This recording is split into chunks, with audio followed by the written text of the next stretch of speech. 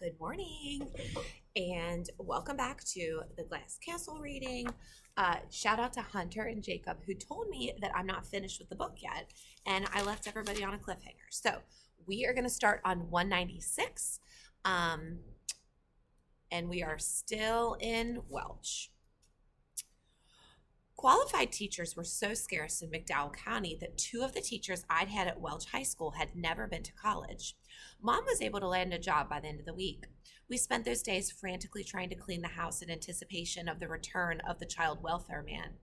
It was a hopeless task, given all the stacks of Mom's junk and the hole in the ceiling and the disgusting yellow bucket in the kitchen. However, for some reason, he never came back. Mom's job was teaching remedial reading in an elementary school in Davie, a coal mining camp 12 miles north of Welch. Since we still had no car, the school's principal arranged for Mom to get a ride with another teacher, Lucy Jo Rose, who had just graduated from Bluefield State College and was so fat she could barely squeeze behind the steering wheel of her brown Dodge Dart. Lucy Jo, whom the principal had more or less ordered to perform this service, took an instant dislike to Mom. She refused to say much during the trip, instead playing Barbara Mandrell tapes and smoking filter-tip cools the entire time.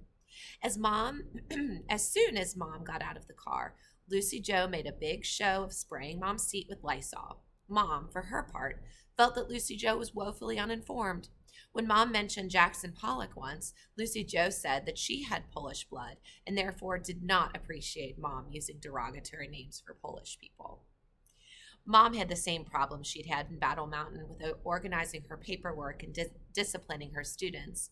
At least one morning a week, she'd throw a tantrum and refuse to go to work, and Lori, Brian, and I would have to get her collected and down the street where Lucy Jo waited with a scowl, blue smoke chugging up out of the Dart's rusted through tailpipe. But at least we had money. While I'd been bringing in a little extra cash babysitting, Brian was cutting other people's weeds, and Lori had a paper route. It didn't add up to much. Now Mom got paid about $700 a month, and the first time I saw her gray-green paycheck with its detachable stub and automated signatures, I thought our troubles were over. On paydays, Mom took us kids down to the big bank across from the courthouse to cash the check. After the cashier gave her the money, Mom went into the corner of the bank and stuffed it into a sock she'd safety pinned to her bra. Then we'd all scurried around to the power company and the water authority and the landlord, paying off our bills with 10s and 20s.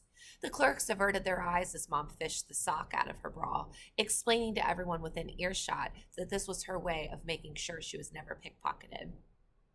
Mom also bought some electric heaters and a refrigerator on layaway.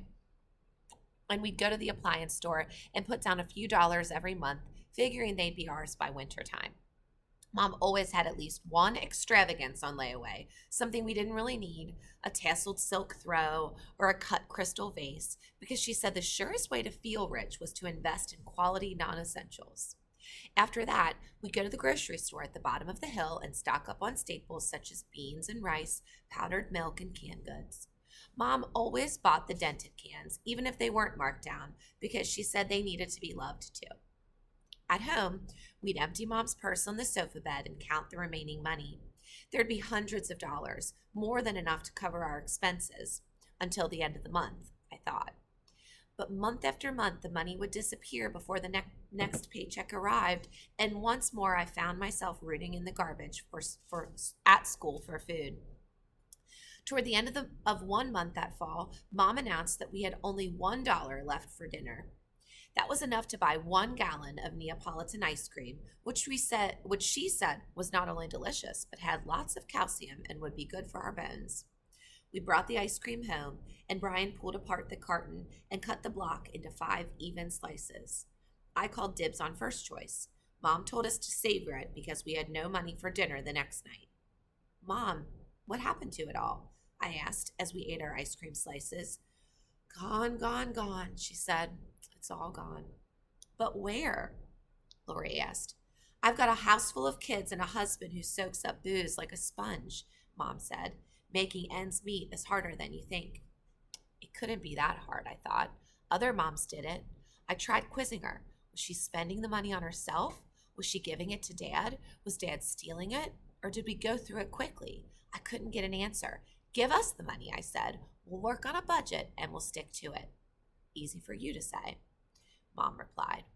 Lori and I did work out a budget, and we included a generous allowance for Mom to cover her luxuries, such as extra large Hershey bars and cut crystal vases.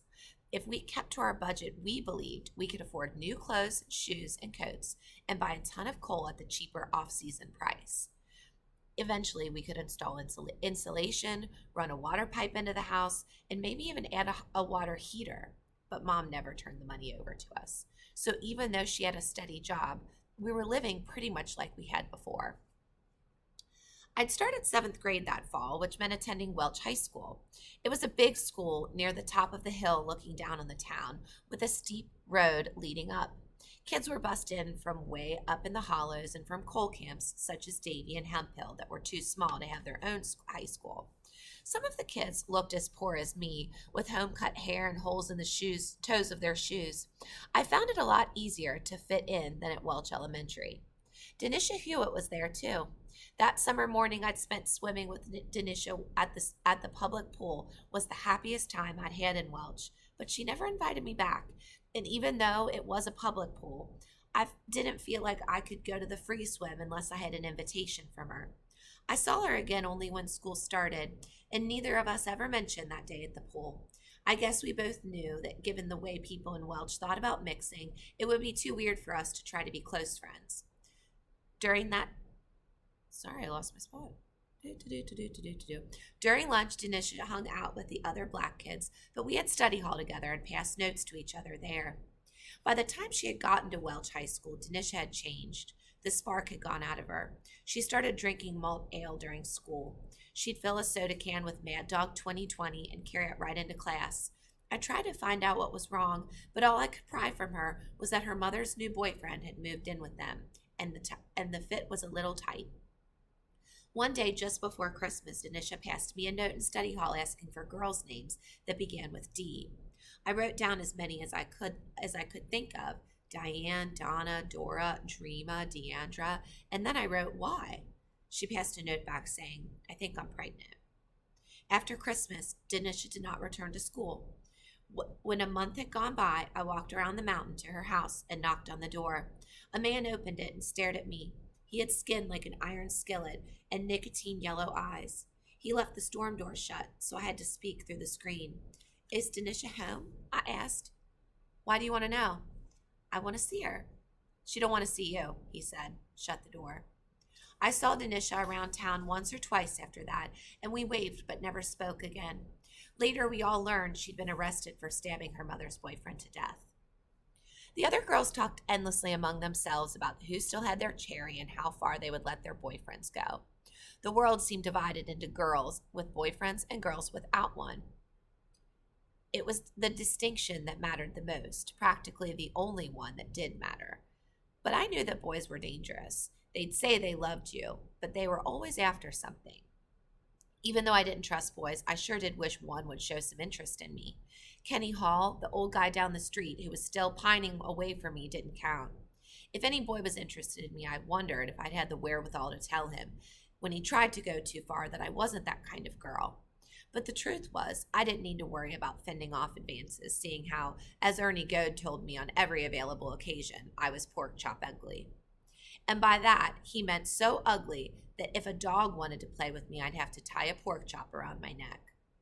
I had what Mom called distinctive looks. That was one way of putting it. I was nearly 6 feet tall, pale as a frog's underbelly, and had bright red hair.